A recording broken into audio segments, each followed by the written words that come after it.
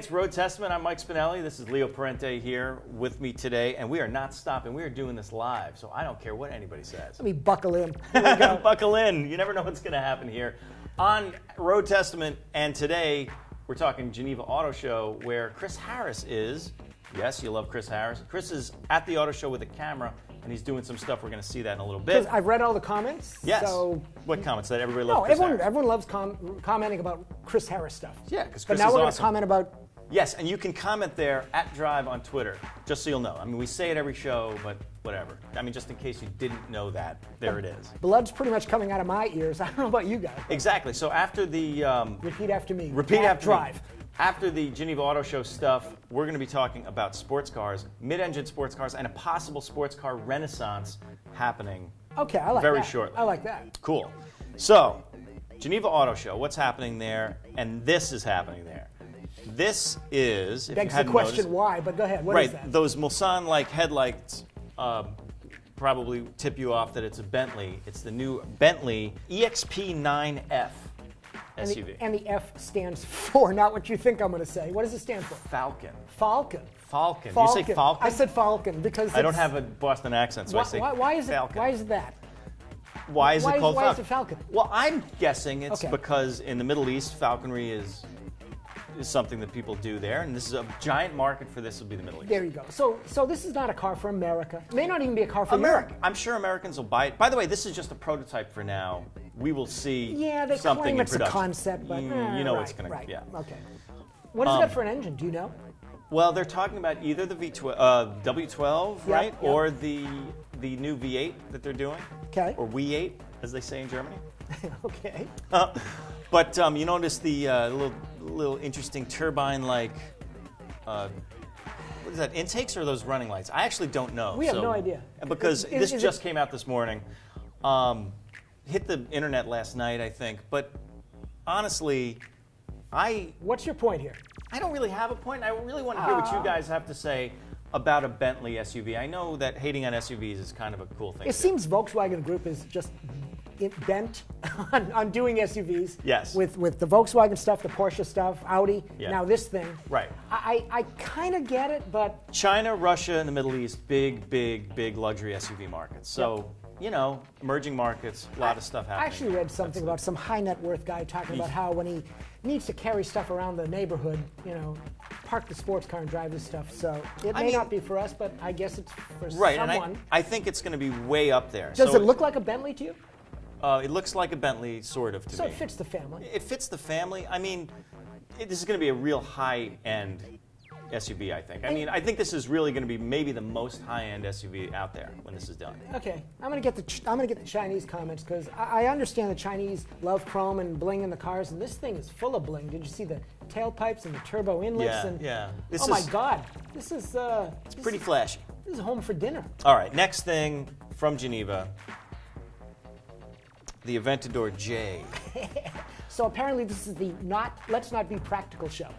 Well, it's an Aventador. You know, the Geneva show is really all about design and making a statement, being very continental and racy. And here is what Lamborghini did with that. Is that a No, you know, it's basically an Ariel Atom with a 700 horsepower engine and this sort of carbon fiber meets fiberglass. So catch me weave up. Is this a thing that they one-off, or are they going to sell this? It's a one-off, and as a matter of fact, it was just sold $2.8 million. This one-off went for, and Lamborghini's not saying who bought it, but somebody did. Okay. This guy, it was at Look at that. Boba Fett. So the point of this was wow. Okay. I mean, the point It's is a festival of carbon. Point is two things, right? Carbon. So they have this thing called carbon skin on it. It's like carbon fiber.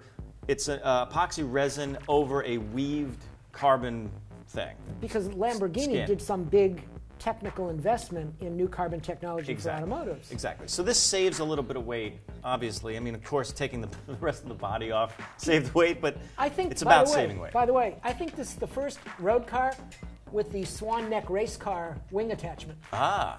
So aside from all that, it's also an homage to the 1970 Iota.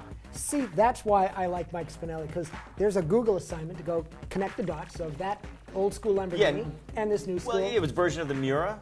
I believe. Ooh. Yeah. It's cool. Kind of like that. Anyway, so now Chris Harris from Geneva. Let's see what Chris has to say. Chris, what's up? So this is the new Jaguar XF Sport Brake. I think it's a great looking car, isn't it? How long have we waited for a Jaguar XF that's got an estate boot?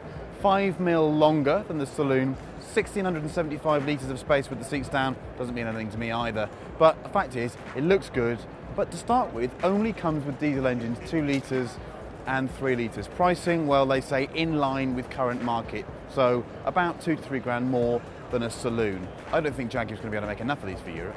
Right now, I know there are hundreds, thousands, tens of thousands of people that want this car. It's a concept at the moment. It's an Evoque convertible. To me, it's the chocolate fireguard of the automotive world. I don't want a convertible SUV. What's the bloody point? Utterly pointless. In fact, I go so far as to say it's an absolute box. So let's go over and look at a proper Land Rover concept, the DC100. This is much more like it. We've seen it around a bit before. It's been doing the rounds of the motor shows for the last year or so. I think it's a cracking concept. It's a new Defender in essence, but hopefully will spawn multiple platforms really, so you'll end up with a very utilitarian agricultural car, but also something that's funky and looks cool for being on road. This beats that convertible thing hands down. The thing I love about Geneva is there are cars that before you get here that you're quite apathetic about. The M6 is one of them. For me, two-door M5 don't see the point really, because the M5 is more practical and just as fast. The M6 actually looks superb in the flesh. It's a better proportioned car than the saloon. 552 horsepower, the old carbon roof from the previous car, so the centre of mass is lower. I think this looks fantastic, and the gold brake calipers, proper bling. Okay, Leo, one for you here. This is the new BMW DTM car. I know absolutely nothing about it. I haven't driven it. I can tell you it looks vaguely like a 3 Series coupe, and I suspect it's going to be quite good. Great things about Geneva as a motor show. The first of which is that it's actually quite small, so you can get around it without feeling your legs are going to break off. But I love the fact that not all the people represented are big car manufacturers. Alpina, for example, have been in this space since I first came to this show 14, 15 years ago, occupying the same square meterage with the same wonderful cars. Behind me here, a B5 bi-turbo saloon. You probably can't see it, but the green paint on this car is just like liquid. Alpina are on a resurgence in Europe. They've got this car called the D5. It's not quite as potent as an M550D, but I think it's going to be a big sales hit.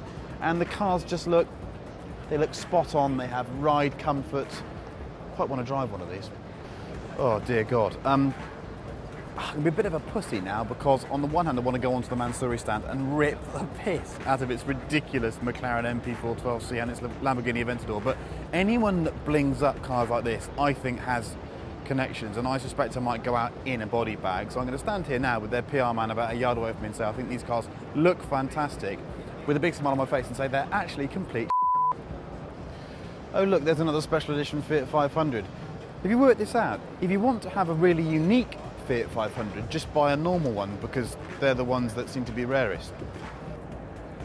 190 euros for some Maserati shoes. I think on this occasion, no. Of course, when it comes down to it, new cars are a bit boring, aren't they? This is an original roof turbo from the late 70s. About 300 and something horsepower, a load of torque, and an RSR wing on the back of it in a kind of dark metallic green. I honestly think if you offered me 5 cars to drive out of this hall today, this would be one of them. It just looked gorgeous. Because I'm a rigorous journalist, I can't even tell you what this Honda design concept's called, but it's absolutely weenie, and it doesn't have a steering wheel. It has a couple of sort of joystick things. Very, very cool. Reminds me of a Beat. I mean, obviously designed to look like a Beat, but stuff that. Let's go and look at the NSX concept. Come on. And here it is, the new Audi R... No, it's an NSX. Honestly, that was my little joke. But there are elements of Audi R8 in this thing, aren't there? Sleek, low. Just build it, will you please, Honda? Because we get quite a lot of this concept nonsense, and they never reach the street. This one, it sounds like it's going to reach the street, so we'll lay off for the moment. I'm still a bit too raw to talk about that, because I drove one for 12 hours yesterday in the snow, so we'll come back to it. Cool, thanks, Chris. Next year, I am going there, and I'm taking a Morgan Roadster. No, next year you're going there and you're taking me. And me and you in a Morgan Roadster? Yeah. That sounds way More too than road trip. It's like Ishtar for cars. Wow, Google Ishtar, right. Okay, what do you got? So next, all right, I'm going to show you something. Check this out. This is not a supercar. No, It's a Nissan Micra. But what does this car have to do with this car? Uh-huh. Take that's a guess. it? That's the end of it? Oh, yeah, Ian gave it away. No, leave it. Ian gave it right away, right? You know, you hang around with ADD people, and you really don't have to wait. Okay, so the bottom line is this is a Chevy Volt with a better look, using a Nissan engine from the Micra to energize all the batteries and electricity. And the frame of an Evora. And the frame of an Evora. Stretched 2 inches. What do you think of that? Wow, where was Kevin Bacon in that? Well, and and I bring this 6 car degrees. up. Yeah, I got it.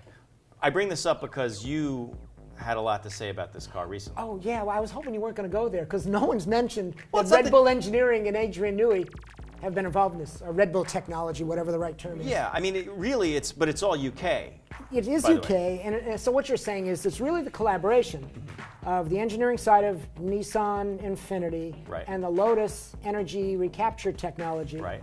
Also using the little bit of the frame from the Evora. Evora. Right. And a Micra in the trunk. And a Micra in the trunk Cool. to drive the thing. So, I mean, this is something that came out at Geneva today, but we've seen it beforehand, and there were the and it's supposed to be sketches it's supposed to be fast. Yeah. It's supposed to be track quick, not a track car, but just a fast sports car. So isn't that cool that a Micra goes fast? Well, 0 to 60 in 4 seconds, right? 402 horsepower. Okay. And lightweight Evora aluminum tub. Exactly. However, Ian, go forward one. I want to show you what came out last year in Geneva was the Essence concept. So the Essence was the GT car. Okay. Just as the new Emerge is the sports car, the mid-engine sports car. The mid-engine...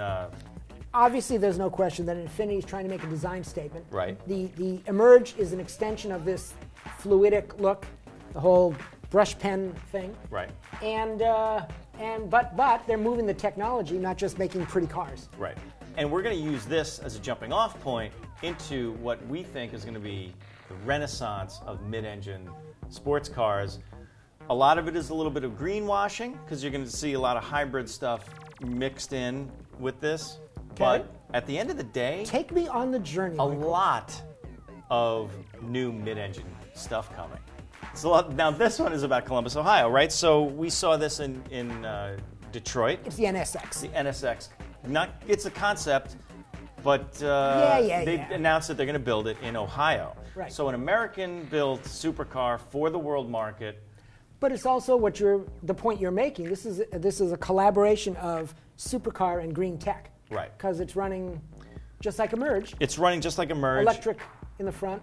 Well, it's a little bit more complicated, right? So Please. they're using the 6-cylinder, like 3.5, 3.7 liter 6, right? And then and the engine's powering the wheels. The engine is actually powering the wheels. Unlike Thank you very Emerge. much. Okay. Unlike Emerge, which is like the Chevy Volt, a range extended hybrid that the only thing powering the wheels are the electric motors. Okay. This will have electric motors spinning the front wheels. It's the Audi R18 Le Mans car.